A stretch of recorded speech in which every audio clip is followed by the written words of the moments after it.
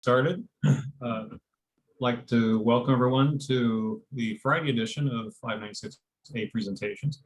We have 4 presenters on tap for today, so these 4 interesting talks, and want to let you know that we are recording the presentations for view at a later date if so desired. If you can repeat the question at the end of your talk, and then go ahead and answer that. The questions will pop up in the chat window for your reference. I think that's pretty much all the details. So without any delay, first up, we have Ryan Kemna. So Ryan, if you want to go ahead and start sharing your screen. Sure. Thanks, Dr. Kessler.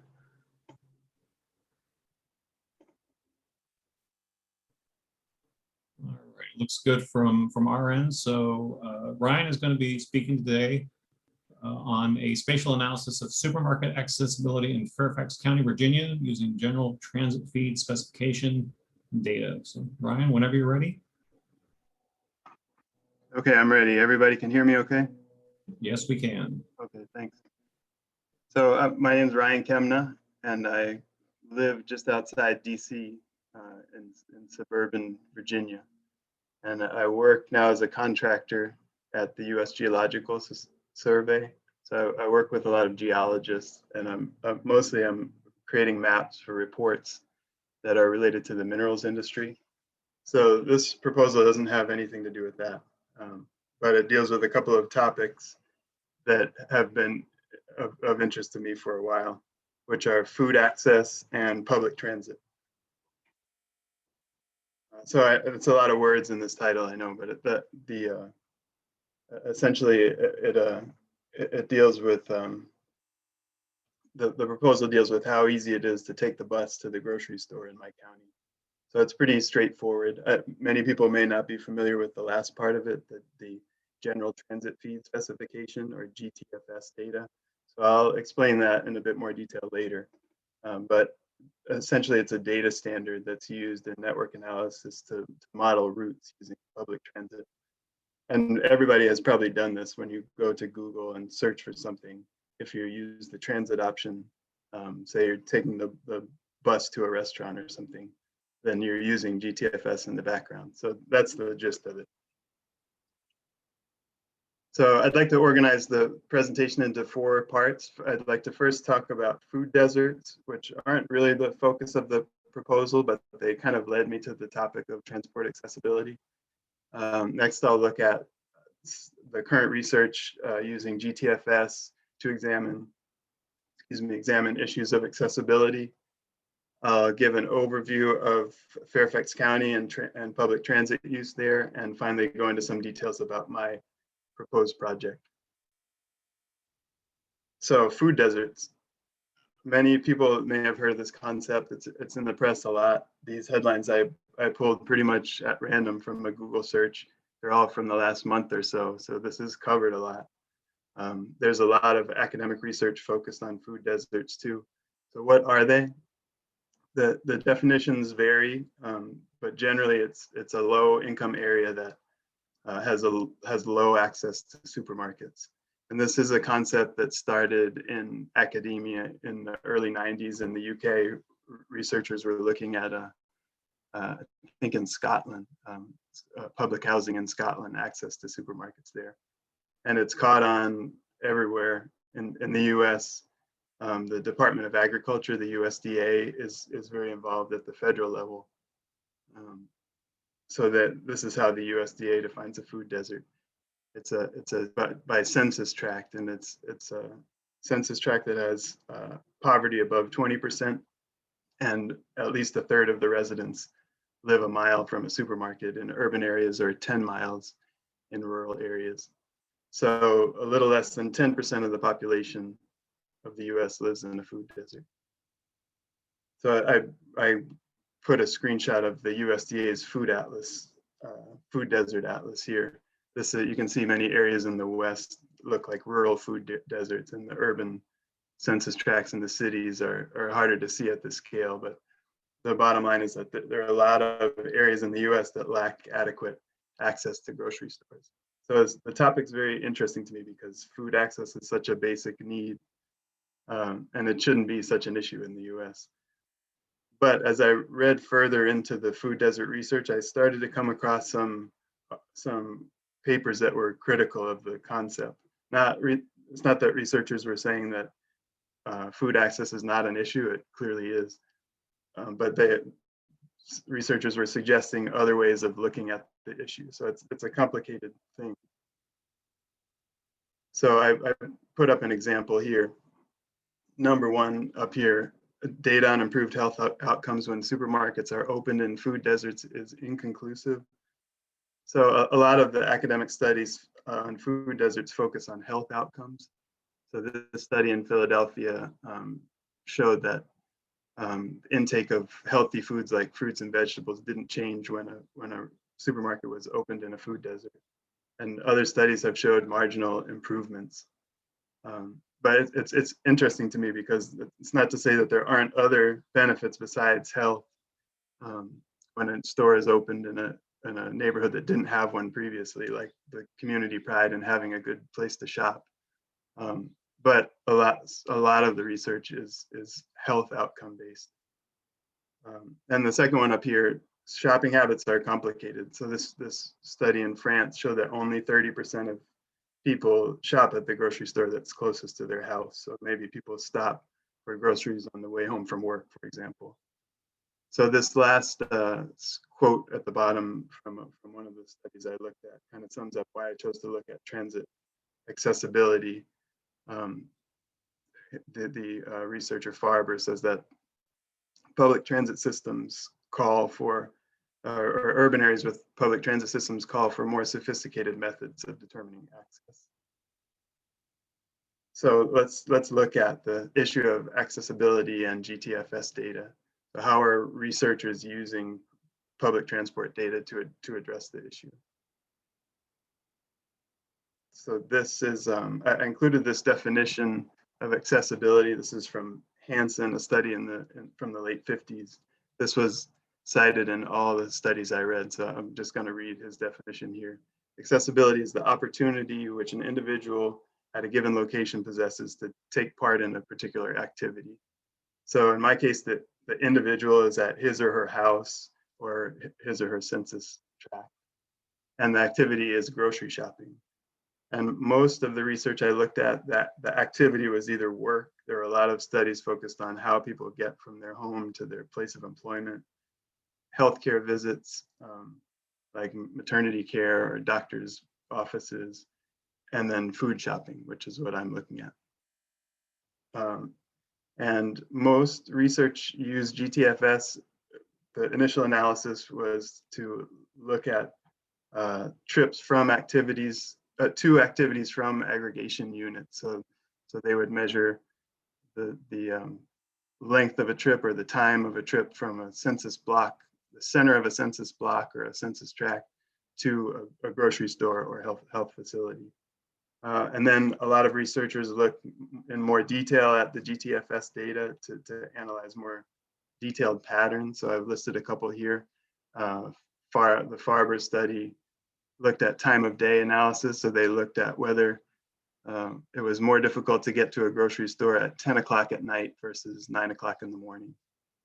And then the next study, Alganity, this was a study in Montreal that looked at the fare comparison. So were there places in Montreal metropolitan area that were harder to get to, or not harder to get to, but more expensive to get to than others? So GTFS data has been used a lot in recent research. So I wanted to just go generally over what exactly it is. It was developed by Google initially. It was initially called the Google Transit Feed Specification. It was started in 2005, which I think is the year that Google Maps came out. But it was released to the public in 2010. The name was changed to General Transit Feed Specification. It's now used by 400 plus cities around the world. It's often used with Esri network analysts to model transit trips. It's used by companies to do trip planning, ride sharing, measuring accessibility. And really, it's just a series of text files. Its usefulness is in the fact that it's a widely accepted standard that can be easily shared and easily used. So I have a screenshot here from the GTFS data that I got from Fairfax County, the bus system, which is called the Fairfax Connector. The file gives us information about, really detailed information about the schedule. So it will tell us how long wait times will be, how long a trip will take. And I'll point out just a couple of files here. There's one called calendar dates that will give info on differences by day of the week. So is access different on weekends? And then there's a fare attributes table text file that will tell us about the cost of a trip. So are some places more expensive to get to than others? So that's GTFS. I want to now just give an overview of Fairfax County and kind of the state of public transit use there. So here's Fairfax. It doesn't actually border DC. There are a couple of towns or cities in between, Arlington, Alexandria, Falls Church, but it's just outside, and it shares the DC metro system, which is called WMATA. So for my analysis, I'm planning to use this WMATA data along with the Fairfax connector data. So who rides the bus in Fairfax? There's numbers here. The population of the county is roughly 1 million, a little over 1 million. Nova Transit has data on ridership. This data listed here is from 2019. So my crude calculation here shows that about 7% of the population uses the bus. This number I know is likely high, since Northern Virginia includes Arlington and Alexandria, not just Fairfax. So say it's 5 or 6%. It's not a huge number that uses the bus, but it's not nothing. So car ownership, I just added this to point out that Fairfax is mostly a suburban county. Car ownership is very high. 98% of households own a car. A fifth of them own 3 or more cars. But DC, by comparison, has a very good public transit system, and part of it is in Fairfax. So we're used to having good public transit options around here.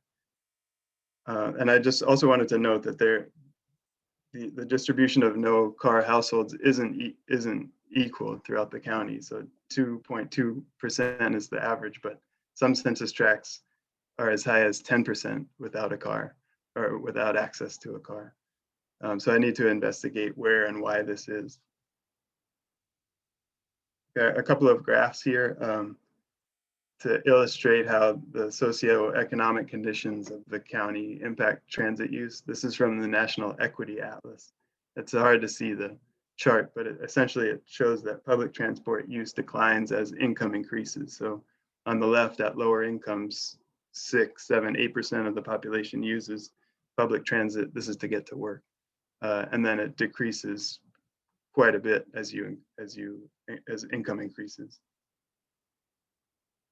And it's similar by race and ethnicity. Black and Latino residents are more likely than other groups to use public transit, and they're even more likely if they have low incomes.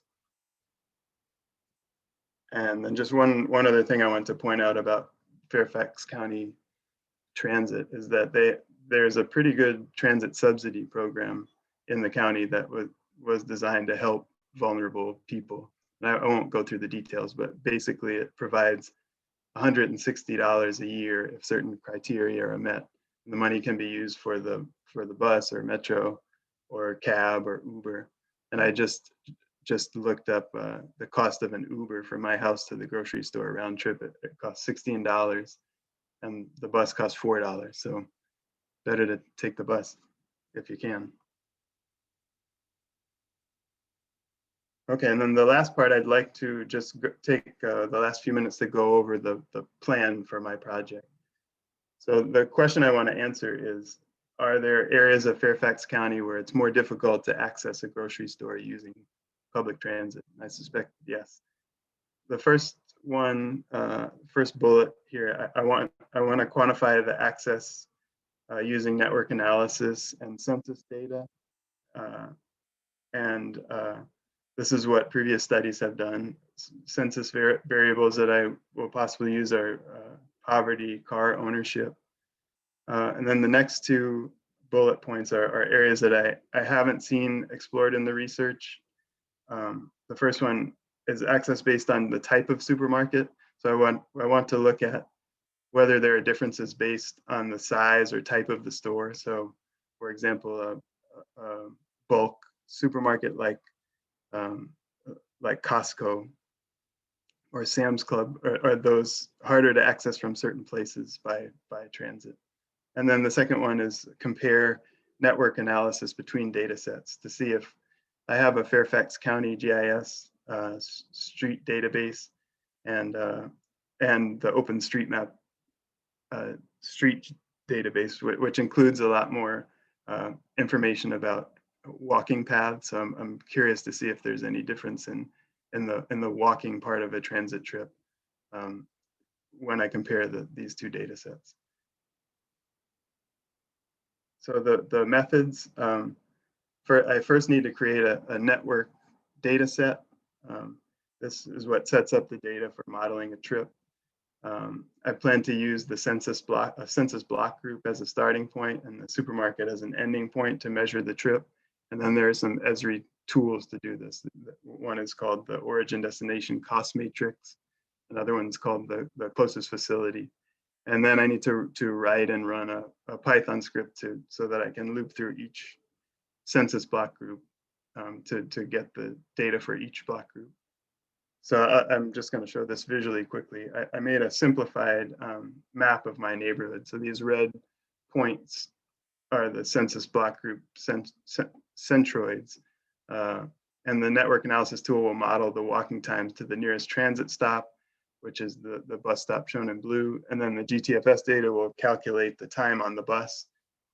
And then once you get off the bus, the model will model your walking time from the bus to the supermarket, which isn't shown on this map.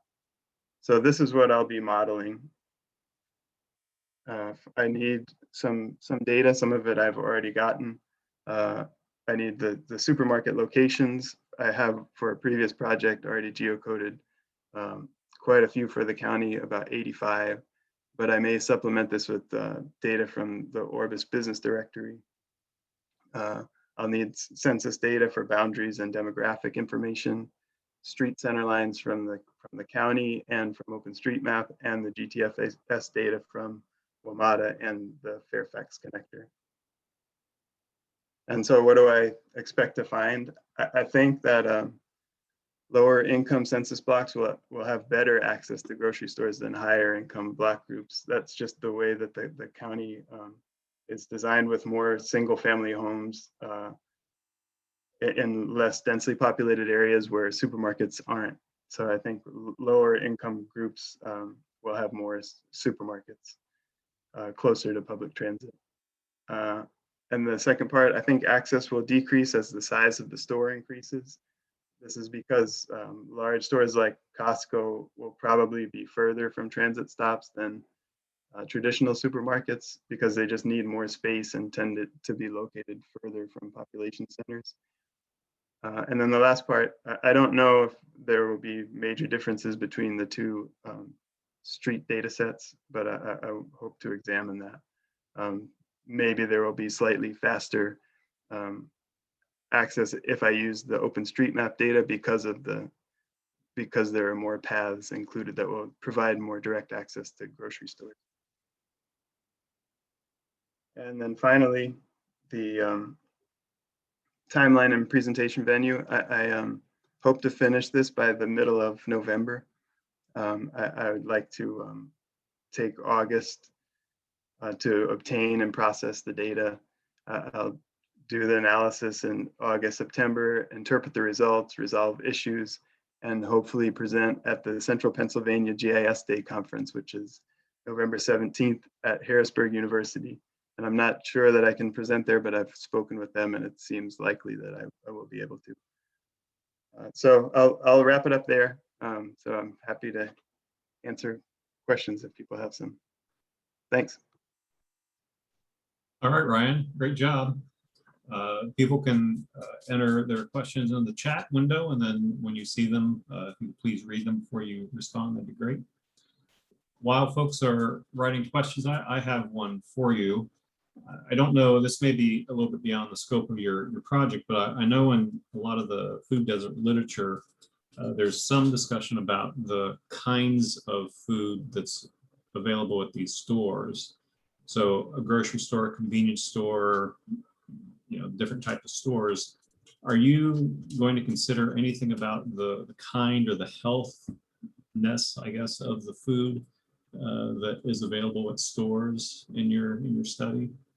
It's not something that I'm planning to look at. I know a lot of the food desert literature looks at, yeah, the health of like the whether or not there's healthy food at supermarkets, and I don't plan to look at that. The stores I'm looking at are all like major big grocery stores that I don't think have like a much of a range of much of a difference in what kinds of food they offer, and most, I believe, offer like pretty healthy food. So anyway, yeah, it's not something I don't think I'm going to consider it. Okay, all right. It looks like you have a question in the chat. Okay. Excellent talk. Perhaps you already answered this. Sorry if you did, but are you planning to use ArcGIS to perform this analysis? If so, did you explore other options? I did not explore other options. That I do plan to use ArcGIS Pro to do the analysis, and I'm going to use the network analysis extension for ArcGIS to do it. This is not something I have done before. My job now doesn't involve any kind of use of network analysis, so I'm pretty new to it. And ArcGIS has a lot of help for tutorials, and it makes it easy to get set up. So that's kind of why I chose ArcGIS over maybe like an open source tool.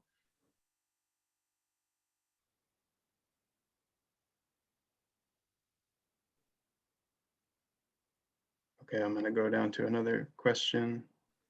Are you just focusing on bus transit, or are you also including other methods of transportation such as light rail?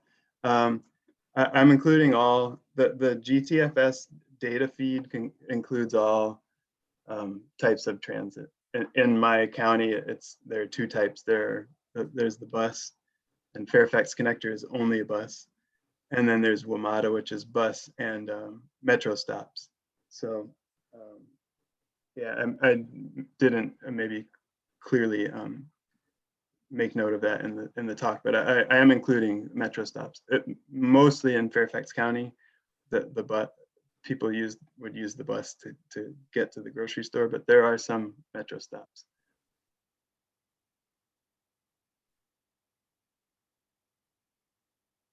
Okay.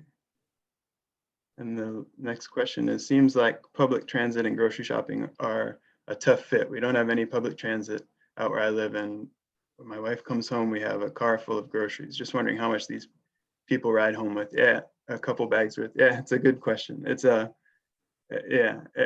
I was thinking about Uber versus the bus for that transit subsidy there, even though Uber would be more expensive, it would be a lot more convenient. So that, I mean, there are definitely people, older people where they can't walk to a metro stop, or it may be not the best option. But I guess I just like the idea of having a community where people can easily get to the store and other important activities using public transit if possible. And Fairfax County is urban enough that parts of the county that's definitely possible.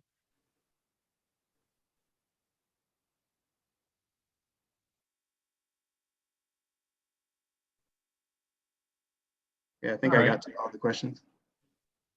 Yeah, I think you did too.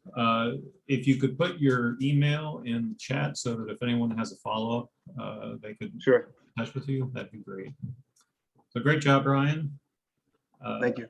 Rebecca, if you want to go ahead and start sharing your screen and have you present Okay. next. Yeah, let me look here. So up next is Rebecca Segura. And she will be talking to us today on the effects of a river restoration project on the San Antonio River. And we see your PowerPoint.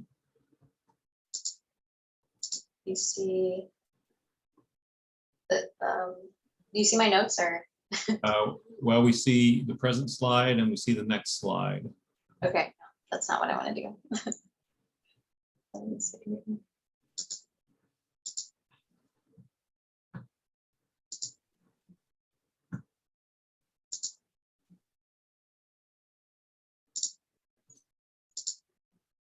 Okay. There we go, right? There we go. Yep, that's perfect. All right. Hi, my name is Rebecca Segura, and my project is on the effects of a river restoration project on the water quality in the San Antonio River. Howdy, y'all. This is a picture of me. I'm Rebecca Segura, born and raised in San Antonio, Texas. I work at the San Antonio River Authority. I am a GIS analyst. I've been here for about 2 years, and I'm under the support services department. So I support our real estate department right now in managing our land assets, as well as our utilities department. And we're currently working on a utilities migration data set to a geometric network. Also wanted to note that at the River Authority, we treat sewer water, but we do not supply drinking water to the city. So to start, I want to give a brief outline of what my presentation will consist of. I'm going to start with an introduction, go over the study area and data I'll be using, as well as the methods that I will be using for my analysis, expected results, implications, and future research, timeline, acknowledgements, and references. And before I dive into my project, I want to emphasize that I need to give a century's worth of historical background on where and how the San Antonio River got to where it is today. So I'm going to explain 2 major projects that occurred. So let's get into it. So the city of San Antonio was built around the river about 300 years ago during the Spanish colonial period. Here's a picture that I found in the 1920s. The river was very used recreationally. This is at a park, a famous park here in San Antonio known as the Brackenridge Park. Found another one too where people are enjoying the river, getting in, feeling comfortable because it gets really hot here in Texas during the summer months. But although the river has helped San Antonio thrive and grow, it has also caused severe damage during historic flood events. So with that being said, there's been multiple flooding events that occur due to the way the river is structured. And specifically in 1946, there was an event that about four lives were lost due to this event. And then in 1954, there was also a series of flooding that occurred, and it urged the US Congress to authorize the United States Army Corps of Engineers to partner with the San Antonio River Authority to help address these flooding issues, because it was just causing significant damage, costs a lot of money to repair. So from that, the San Antonio Channel Improvement Project happened from 1950s, 1970s, and this helped improve the flood control along 31 miles of the San Antonio River and its tributaries. So it involved realignment of the channel. As you can see right here, this was taken in 1955, and the river the flooding came over here into this developed area, causing significant damage. And now it's more realigned, or it was realigned and no longer affecting these urbanized areas. And although this helped, there was still significant flooding occurring in the downtown area. So engineers constructed this tunnel. There was 2 tunnels, and this one in particular saves downtown San Antonio. The inlet structure to direct water from the San Antonio River into the tunnel, and it consists of 120-foot long intake, which includes rotating racks to collect trash before it can enter the tunnel. There's also landscaping and an aerating water feature that disinfects the water. There's also recirculation pumps to help recirculate the water during dry periods. The tunnel outlet structure directs discharge from the tunnel shaft into the San Antonio River. The outlet structure measures 230 feet across the front, and water features are included to enhance the appearance of the outlet structure. The tunnel is three miles long, and it uses gravity to bypass the floodwaters under the downtown San Antonio area. So it pushes the water using gravity in the tunnel downstream. So this was a major project that helped divert the flood water, and also it can move 3 million gallons of water per minute. The River Authority has jurisdiction over 4 counties, and the first one being Bexar County, Wilson, Karnes, and Goliad. So our river starts, the headwaters is around here and goes down and flows into the Gulf of Mexico. This star is representing the next project that occurred, and is also in my study area. So the next project that I want to cover is the San Antonio River Improvements Project. It is right here in San Antonio, and it had many benefits. It occurred during 1998 to 2013, and it transformed and enhanced the recreational amenities and improved the river, because after the channel improvements project, a lot of people just felt like the river was a drainage ditch, and this really helped beautify the river. There's benefits such as ecosystem restoration, flood damage reduction. It really connected the community to more culture and provided economic development. The project was a $384.1 million investment, so wasn't cheap. As much as I would love to go through all the segments, because there's 4 major segments: museum reach, downtown reach, the Eagle Land reach. Don't have time for that, but if you're interested, I could give you more information afterwards. But I'm going to focus on Mission Reach because this is my study area, and the revitalization of Mission Reach began in August of 2008 and was completed in October of 2013.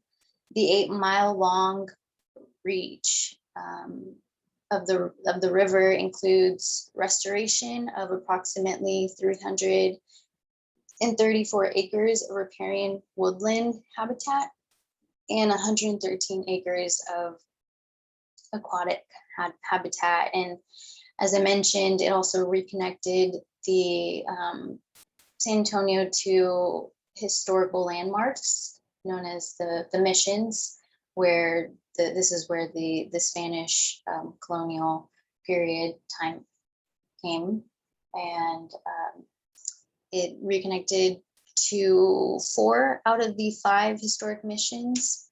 The missions were established, as I mentioned, about 300 years ago, which is another history lesson that we don't have time for today, but it's really beautiful. A lot of trails that you can take and visit these missions. So the mission reach was designed to restore the ecosystem by planting riparian vegetation. So vegetation basically along the riverbanks. These vegetation that was placed here have roots that grow deep into the soil, and it stabilizes the banks, preventing erosion and filtering out pollution. The tall grasses also function to help with that pollution. So this includes the planting of over 20,000 young trees and shrubs. There are 39 native trees and shrub species, and over 60 native grasses and wildlife species that were planted. And so, like I mentioned, the construction began in August of 2008 and completed in 2013. So this is a before picture and during construction image.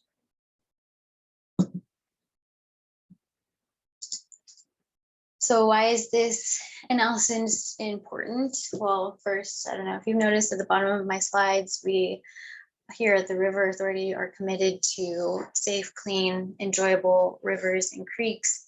And the Channels Project really addressed the safe aspect of our mission by addressing these flooding issues. And then the Improvements Project address the enjoyable aspect of our mission by restoring riverbanks or rivers back to natural habitat and reconnecting San Antonio and wildlife to a renewed, restored river. We've actually seen, we have an avian study where we've seen birds that they haven't seen along the San Antonio River in years. So there's a story map on our website if you're interested in seeing a little bit more about that. But as far as the clean aspect, water quality is such a difficult thing to assess, and so that's what is going to be the focus of my project, is seeing if the water quality has changed since this restoration project has occurred. I'm going to be looking at E. coli bacteria levels, because when E. coli is present in water, it can indicate that the water is contaminated by fecal matter. And exposure to E. coli can cause serious illnesses. So that will be my focus. The goals for this project are to analyze the water quality before and after the river restoration to see if it has affected the water quality. And I also want to communicate, educate, raise awareness to San Antonio community on how this restoration has impacted the ecosystem and water quality through these findings. So hopefully we will get some results to where I can share that with San Antonio. The way I'm going to analyze this data is, first I want to do a landscape assessment, and this will help us or help me understand how the landscape is within the contributing areas to the river. And then I want to analyze the E. coli data spatially and temporally using an ANOVA test. This ANOVA test will basically test to see if there are any significant differences among E. coli mean values. So this is my study area, mission reach. And at these points, this is where water quality samples are collected, and these samples are actually collected by us, and we follow guidelines set in place by the Texas Commission of Environmental Quality, which is our state's environmental agency. The samples are analyzed at a lab here at the River Authority that is TCQ accredited, and the samples are collected every month throughout the year and are surface water samples. My input data for E. coli will be obtained from our water quality viewer. We have all of our stations on this water quality viewer, so I have access to, or actually this is available to the public, so if you're interested in viewing it, that too. But the E. coli counts were determined using the most probable number method, which estimates the presence of bacteria in the water sample. This input will be a DEM from USGS. It's a 30-meter resolution, and this will help me with delineating the watershed. The next input is from USGS as well, created by Multi-Resolution Land Characteristics Consortium group. And this will help me understand the landscape within the contributing areas. So this will be important in understanding what the landscape is like. And here's an overview of my methodology. So I'm going to delineate watershed to use in my landscape assessment. And then I will run the ANOVA test against the E. coli data for temporally, to understand temporally and spatial variations. So the watershed delineation uses a common method for delineating watersheds. It's going to be calculated using the spatial analyst tool or extension and the hydrology toolbox. I use a few tools that will output. Well, my input is the DEM, it outputs rasters, and then from there I convert my raster to a polygon. And this part of my project has been completed already. This is going to help me identify the landscape within the contributing areas, and I will clip this to the land cover data set, as I've done right here. And with the landscape assessment, it's going to help me understand and describe the land use within the contributing areas and characterize what's going on within the watersheds. And then also there's 4 main sources of E. coli: sewer overflows, sewer not working properly, and polluted stormwater runoff, agricultural runoff. So whenever I run the test and there's a significant difference in one watershed, we will be able to look at the landscape within that watershed and see possible sources of the E. coli.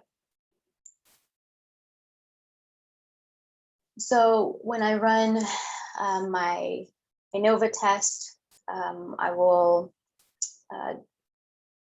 I'm looking at it spatially, so I'll be looking at the 3 different stations, pre-restoration project and post-restoration project. So pre is 2005 to 2008.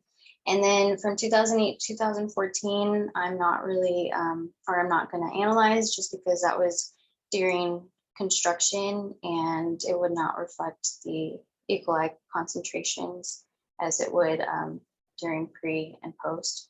So first I'm going to be looking at my the stations before they were before the restoration project, and then after the restoration project. And then at each station before and after, I'm going to look at the wet and dry seasons at each station to see if there's any significant differences. My precipitation and temperature data is going to be obtained from the National Oceanic Atmospheric Administration. And I will look at, for the seasonal variation, I'm going to look at the months of April to August for the wet season, and then for the dry season will be September to March. And this was based off of some of my literature review, and one study had used these months. So this is kind of still in the works. There's a possibility I'm not going to use these months because I'm also plan to run an ANOVA test from the wet season for the entire database at each station to see if there's, in order to get the wet season and dry season. And then for the ANOVA test, it must meet certain assumptions before running it. So using the descriptive statistics to do a normality assessment will be necessary before running the ANOVA test. And my expected results for the landscape assessment is to give me a better understanding of the landscape within the contributing areas. And for the ANOVA test, I'm expecting to see significant differences between pre and post, and also see significant differences between upstream and downstream stations, because that will hopefully, or I don't know, we'll see if there are any differences, because that would indicate that there's more E. coli in certain areas versus others. And implications, as I mentioned, I want to educate the community. So I thought doing this through a story map would be interactive and helpful. And then also implementing lid features, and a lid feature are low impact development features, and they're systems that can be built to help replicate natural processes for infiltrating stormwater and resulting in healthier water quality. So if this would be helpful to have these around our city to help improve the water quality. Future analysis, I'd like to continue to monitor and analyze the river through the two-way ANOVA test, as well as apply the methodology to other segments of the river. Also expanding this to other water quality parameters would be useful, because in my literature review, I found quite a few studies that didn't only look at E. coli, but considered the pH, salinity, sunlight intensity, turbidity, nitrates. So that would be something that would be interesting to also consider. And for my timeline, I'm planning on taking 596B in the summer of 22. So I'm going to work on this throughout the year, acquiring my data, cleaning it, running my tests, and hopefully also creating a story map to share. And acknowledgements to Karina. Shout out to Karina Fernandez for helping me. She's been a great advisor with all of her experience and expertise in water quality analysis. And then also to my coworkers here at the River Authority who have helped me and given me insight to these projects. And just a little bit of my literature review that I did and my references. Thank you. Any questions?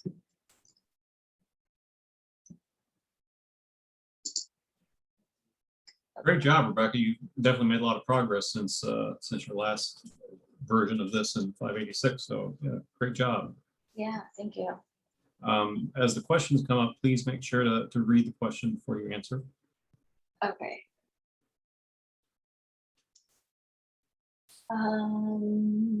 Sorry, hit the enter key too early. Wait, I'm confused. Where am I? The CDL is like NLCD, but with more detail in the agriculture classes. Oh, okay. So I guess you're like suggesting a different data set to use for land cover. I will look into that. Oh, your question is above. Oh, okay, great talk. I'm curious how much agriculture data you're going to investigate. Might you use the cropland data layer, which is a 30-meter raster showing specific crops grown in each pixel? Oh, okay. Yeah, that would be worth exploring. So the area I'm focused on is more urbanized, so but I think that would be worth exploring. Great presentation, Rebecca. I appreciate your y'all from your neighbor over here in Louisiana. Just curious if you looked at the HUC boundaries. Wonder how it would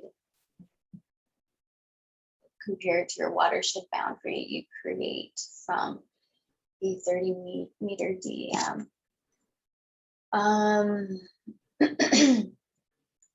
I have not, but at my work, I'm honestly not sure what the watershed delineation we have, but it was very closely aligned with what it is. So I need to check if that is the HUC boundary that I compared it to. Great idea, nice presentation. I know that might be problematic since you have to make sure that the assumptions of, if it's a hard word to say, density is met, since you are pretty much will be comparing two groups every time. A t-test might be simpler and better. Okay. So I think on one test I'm doing three. So that's why I was considering the two-way. But yeah, that's also something I need to. I want to make sure these assumptions are met. So that's something I'm gonna need to research more and make sure they're being met.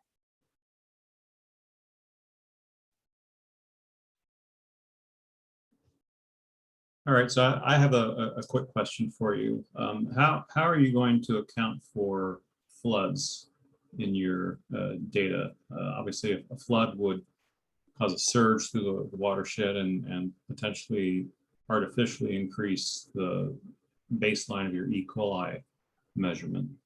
Mhm. I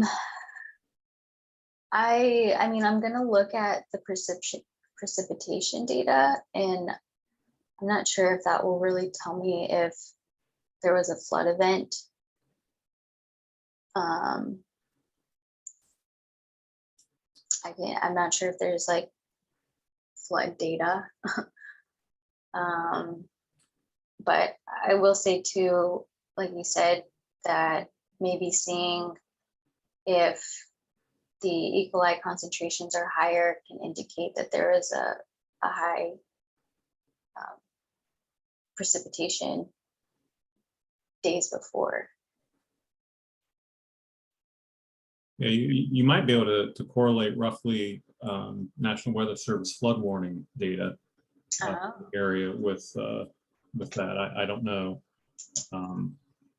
And the other thing too, depending upon the granularity of your temporal scale, you may be able to parse out outliers, which would be a flood event potentially from your data when you do your normality test. So that might be something to think about too. Okay. All right. If you could put your email in the chat window, so if anyone has any follow-up questions, that would be great. Again, great job on the presentation. Looks very interesting. Thank you. Next up, we have David Demopoulos. David, if you could start sharing your screen, that'd be great. Okay.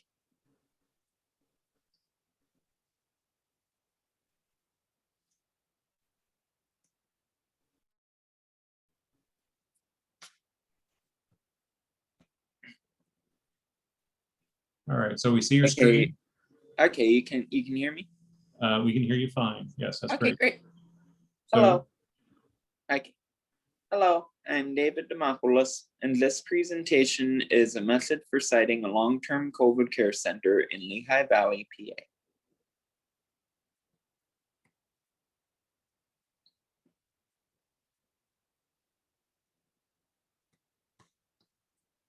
COVID-19, a recently discovered form of coronavirus, is a mild to moderate respiratory illness. An infectious disease, it primarily spreads through saliva/nasal discharge from coughing or sneezing. Acute COVID can have a number of symptoms, including fever, cough, breathing trouble, diarrhea, chills, pain, sore throat, and impaired smell/taste. The ongoing COVID-19 pandemic is a serious global threat. By July 15, 2021, there were 188 million cases of the disease globally and over 4 million deaths from it. The United States alone had over 30 million cases and over 600,000 deaths by July 15, 2021. Meanwhile, the northeastern US state of Pennsylvania had over 1 million COVID cases and over 20,000 deaths by July 15, 2021. Within Pennsylvania, coronavirus cases peaked at 12,786 on December 10, 2020. A secondary peak of 7,084 occurred on April 12, 2021, and cases have been declining since then, except for a slight increase since early July. Since acute COVID is past its peak in PA, many of the people who had it could end up with long-term complications. Also, during this time, Black Pennsylvanians had over 4 times as many hospitalizations as white Pennsylvanians, while Latino Pennsylvanians had over 2 times as many as whites. Asian Pennsylvanians had slightly more hospitalizations than whites. At the same time, areas with poverty rates of more than 25% had 3 times as many hospitalizations. This evidence suggests that racial/ethnic minorities and the impoverished are statistically more susceptible to COVID in this state. The Lehigh Valley is a region in the eastern central part of Pennsylvania. Despite its small size, it is one of the most populous regions in the state. The Lehigh Valley's location north of Philadelphia and west of New York City puts it within the economic center of America. It is made up of Lehigh County to the west and Northampton County to the east, both of which contain urban, suburban, and rural areas. The region's population centers are 3 cities: Allentown, Bethlehem, and Easton. By July 15th, 2021, 75,937 COVID cases and 1,582 deaths had occurred within the Lehigh Valley. The peak for cases occurred on January 9th, 2021 at approximately 1,000. Smaller peaks also occurred, including at approximately 300 in April 2020 and approximately 600 in later March 2021. Additionally, many residents of this region have health conditions that are known to increase the risk for COVID, including air pollution, smoking habits, opioid habits, a high proportion of elderly residents, and depression among some of the elderly population. Over a third of US COVID patients have long-term symptoms. This means that over 300,000 Pennsylvanian COVID survivors are likely to have long-term COVID, and this can happen to any COVID survivor. Patients with long-term COVID, also known as long COVID and post-acute COVID, will need specialized care, and long-term COVID care centers can provide this.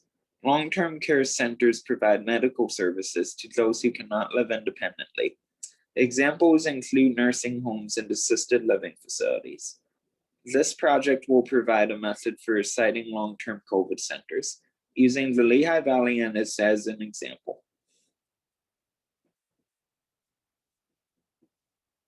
The criteria I will be using fall into 4 categories. The first, accessibility, means proximity, how close the center will be to those who most need it, including minorities, the uninsured, and the impoverished. This is important since lower accessibility is associated with poorer outcomes. The second category is distance to a larger medical center. Being closer to one increases the ease of access to services. On the other hand, spreading out the clinics gives access to more people, so both proximity to and remoteness from medical centers will be measured. Additionally, the center will be sited in an area where there are more long-term COVID cases. This will maximize the center's capability and allow more people to get to the center in time. For the purposes of this project, due to sparse data, this category will be approximated by risk factors. Risk factors also make up the 4th category, as those who are more likely to get long-term COVID may be more in need of post-acute COVID services.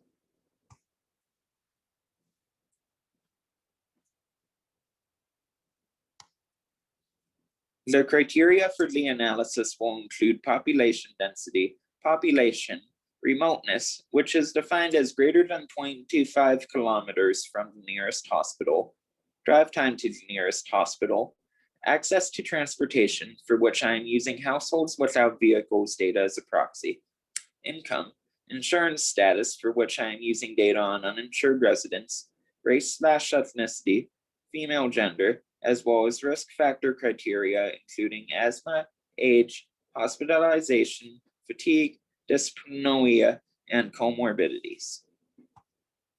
The approach will begin with getting and preparing my data.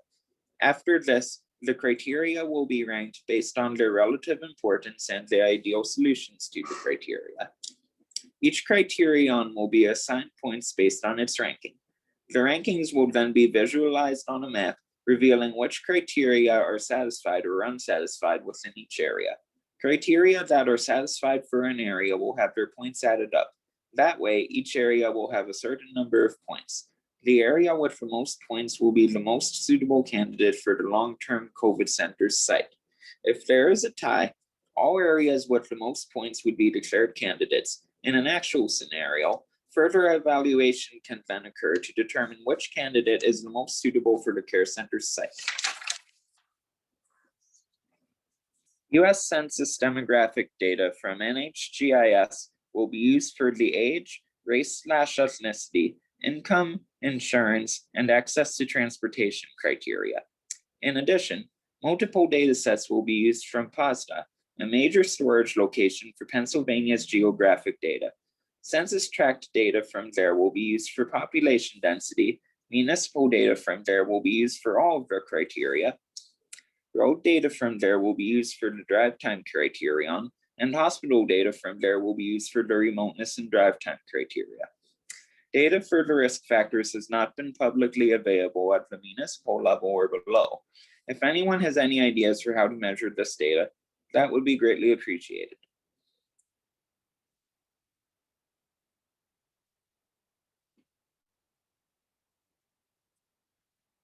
Part of the product of this analysis will be a map of the best location in the Lehigh Valley for a long-term COVID care center, as well as a map of the scores for each area. Even more importantly, the method used for this project can apply to the site selection of long-term COVID care centers beyond just the Lehigh Valley. Long-term COVID is a serious issue, and cases are increasing. Complications from COVID will be around for a long time. Having an approach to locate care centers for this condition can bring needed aid to long-term COVID patients and help deal with the consequences of the COVID-19 pandemic. Thank you.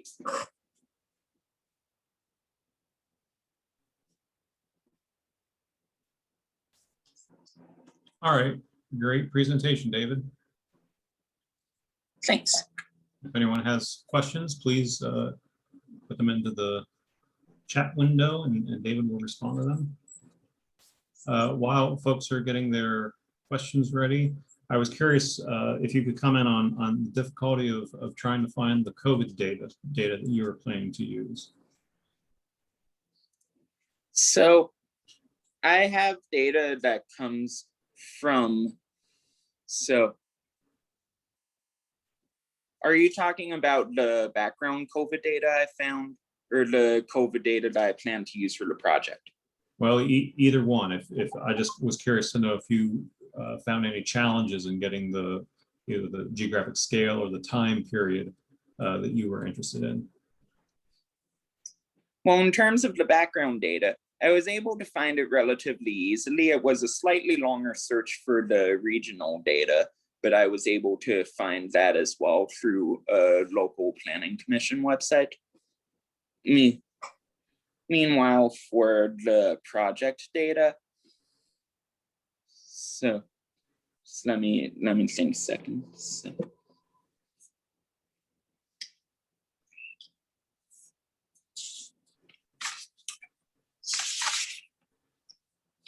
So yeah, there are data on long-term for the project.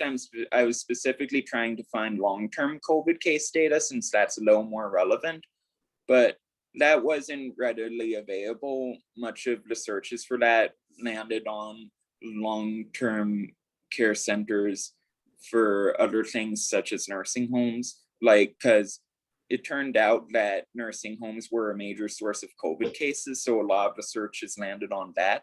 The data ended up being pretty sparse for that, so the plan is to approximate that using the risk factor data, since people who have risk factors for long-term COVID will be more likely to get it in the first place. And that was going to be a separate category anyway, but I'm going to use that to approximate the long-term data since the actual long-term data is sparsely available. The more readily available data is on acute COVID, and the project's focus is on post-acute COVID. All right, well, thanks for that clarification. Looks like you have a question in the chat. So if you could read that before responding, that'd be great. Okay, it says, David, timely and relevant capstone project. There are risk studies being conducted in the medical universities, community health departments. Keep at it and you'll find suggestions or early discoveries that may apply to long-term care that you want. Okay, thanks. Yeah, I can keep looking as I work to finish my proposal and as I get started on the project. And thanks for the resource suggestion.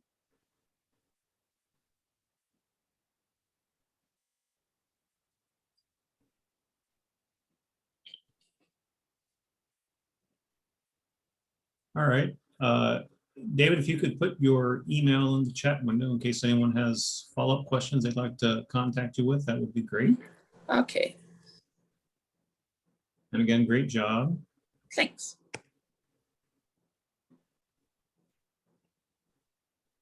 Cassandra is our next presenter.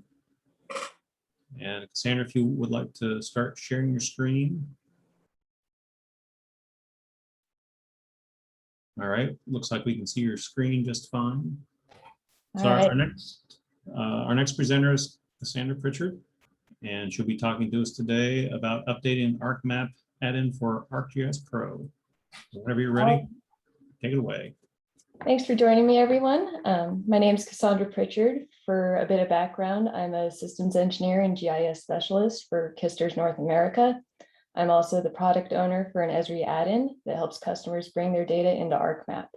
Today, I will be covering the need to redesign this add-in to work with ArcGIS Pro, as well as some of the goals I have set for managing this add-in. The Kisters Whiskey software, short for Water Information Systems Kisters, specializes in storing time series and environmental sample data. Most of our users maintain hydrologic, water quality, and/or ecological data. Data resolution varies from individual samplings to high-resolution sensor data, sometimes down to 5-minute readings. Some users also store historic data and data from public sources. This data is used in myriad calculations, including historic trends, forecasting, and alarming thresholds. So why is this add-in important? Because the Whiskey application satisfies a large number of use cases and is scalable to support large amounts of data, the database backend is quite complex. It consists of hundreds of tables that must be joined together to pull from the database. Even site and sample data, a key piece of the system hierarchy, are stored in different tables. Additionally, in the interest of data security, some customers do not have direct access to their database. For these reasons, it is not possible to simply link the database in ArcMap. The add-in is needed so that customers can access their data in a familiar, user-friendly tree catalog view. This connection allows them to view and export their data for further analysis in ArcMap. And I do have an example here.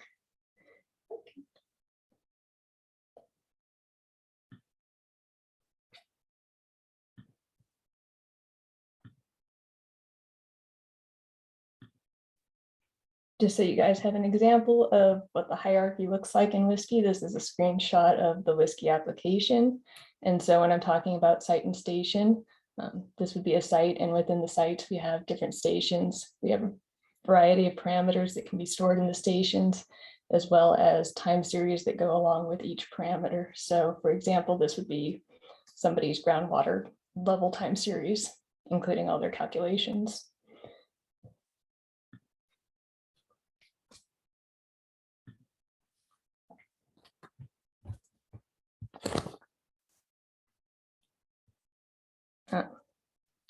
Customers use their data for temporal and spatial environmental analysis in ArcMap, and having access to this data helps them accomplish their work. Additionally, this project will focus in guiding development for the new version. There are a number of changes that I'm pushing with the new version. One is developing components to support the existing functionality, which is just required by our customer base. Additionally, adding flexibility to our development model.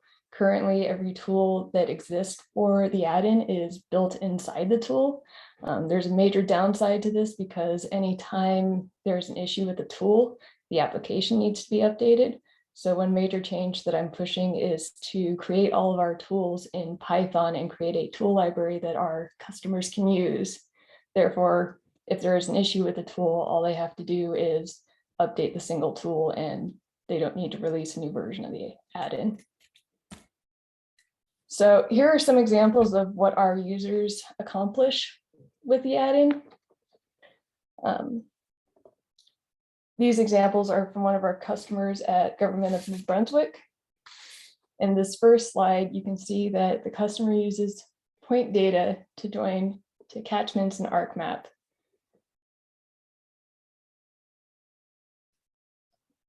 Sorry. Here they're using data from Whiskey to join to the catchment polygons. And so they have decile watershed results for 2013, 3-month precipitation percent of normal, and percent runoff of normal, and they've been able to create displays showing all of these. Additionally, they've been able to use tools in ArcMap to calculate the watershed resource index for the season. Another example from the same customer is using snow sample data to create choropleth maps. And here you can see that they've taken snow depth measurements, snow water equivalent measurements, and have snipped those down to the snow water equivalents for a specific basin. These are all point data taken from Whiskey and use interpolation tools used in ArcMap to create the gradient here, and then classes assigned based on the customer's preference. So why is an update needed? As many of you know, there are differences between ArcMap and ArcGIS Pro, including the scripting languages used to support each application. The ArcMap add-in was created using ArcObjects, which are no longer supported in ArcGIS Pro. Components of the add-in must be rewritten using the ArcGIS Pro software development kit. The current add-in is becoming obsolete as more users switch to ArcGIS Pro. Additionally, the differences between ArcMap and ArcGIS Pro will increase with time as new tools and functionalities are added to Pro. Furthermore, there are some existing issues with the add-in. As with many ArcMap add-ins, the connection can be slow and crash the application. Additionally, some of the tools have become outdated and no longer have their full functionality. Much of this is related to changes on the database backend for Whiskey. At this time, it is not worth the development cost to update all of these tools. This is also a good opportunity for us to increase support for the API connections, including KeyWis, which is Kister's web API, REST, and OData. Beyond the technical case, there is a strong business use case for updating the add-in. Customers who have purchased the add-in need a version that works with Pro that provides the same functionality. There is an opportunity also to improve the development and customer service model. As mentioned earlier, I intend to focus on the tools for exporting data within the add-in and create a library of Python tools customers can use. This gives users the opportunity to create and share their own tools, further engaging our customers and supporting the user community. So where are things right now? Currently, we still have the ArcMap add-in. Updates are being made, but only for maintenance.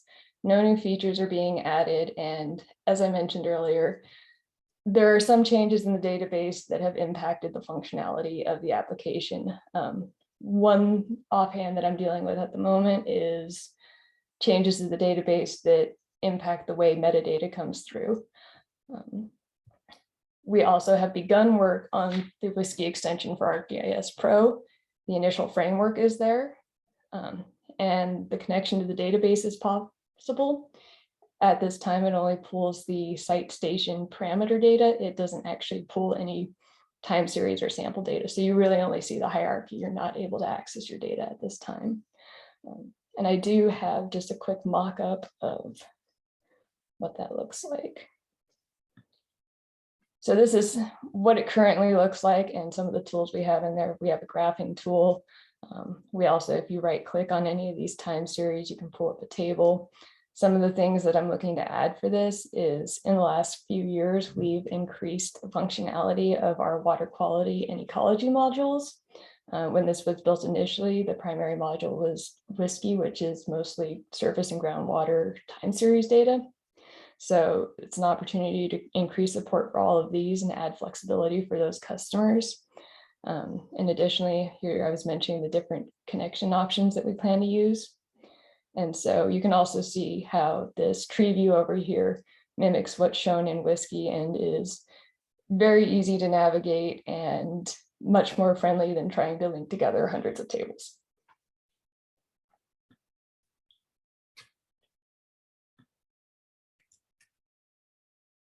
So as for the project timeline, I'm currently working with the development team.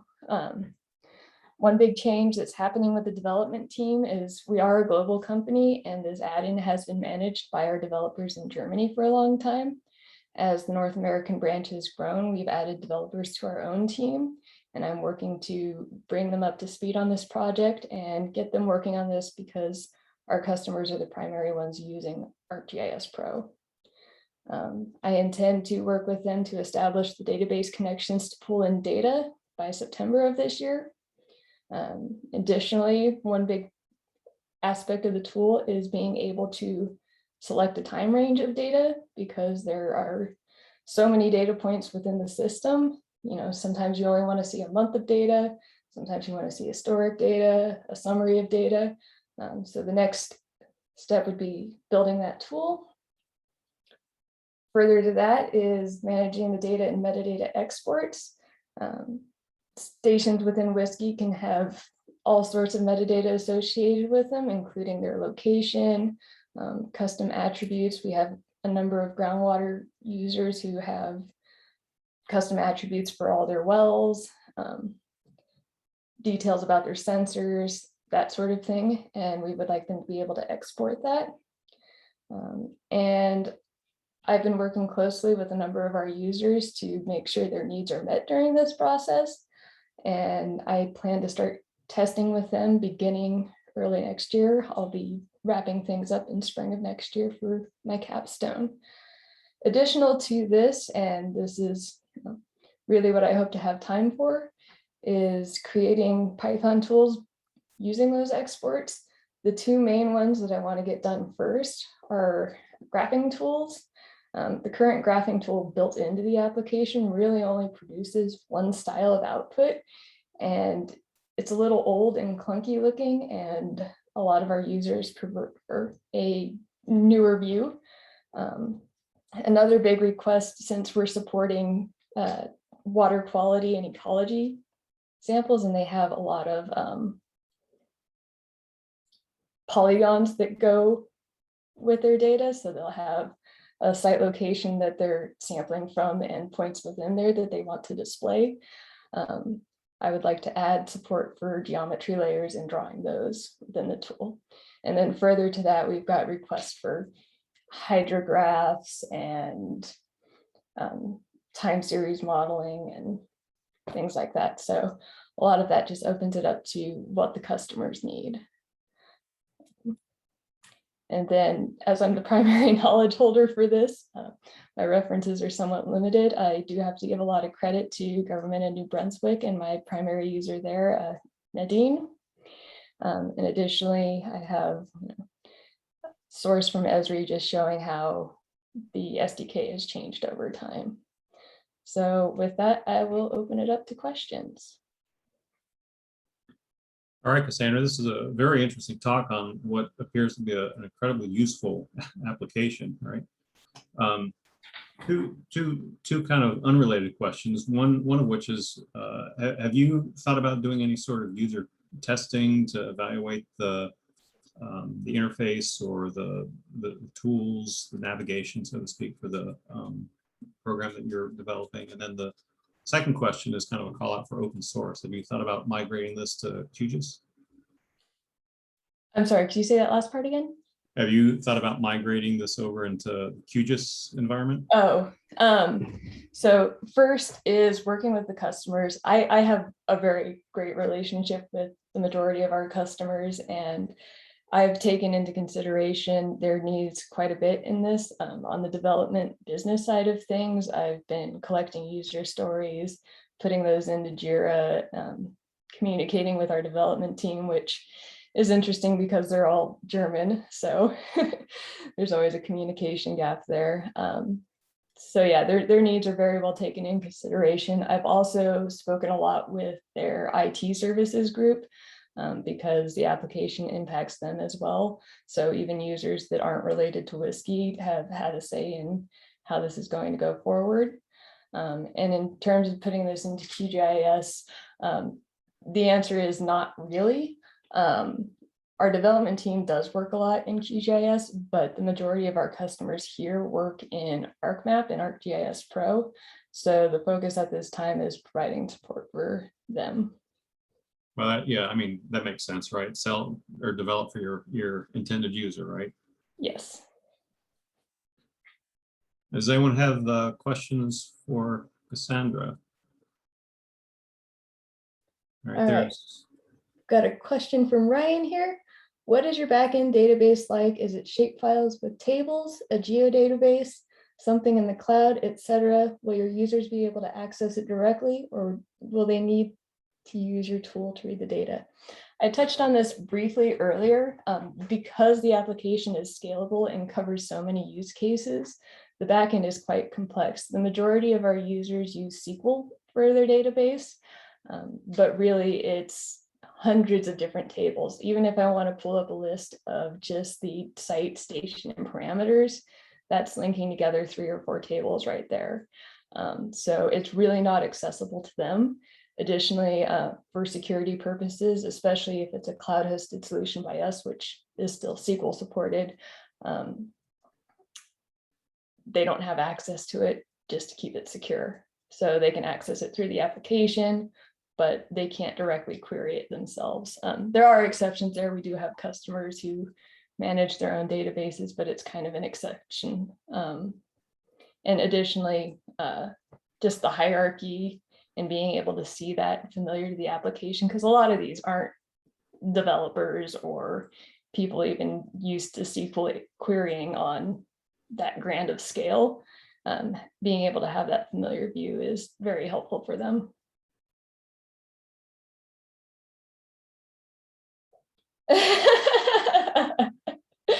Oh, the next one is a good comment. I'd need some whiskey if I worked on this. Good job, Cassandra. I appreciate that comment. There's quite a lot internal jokes in the company about the fact that it's called whiskey. All right, does anyone else have anything for me?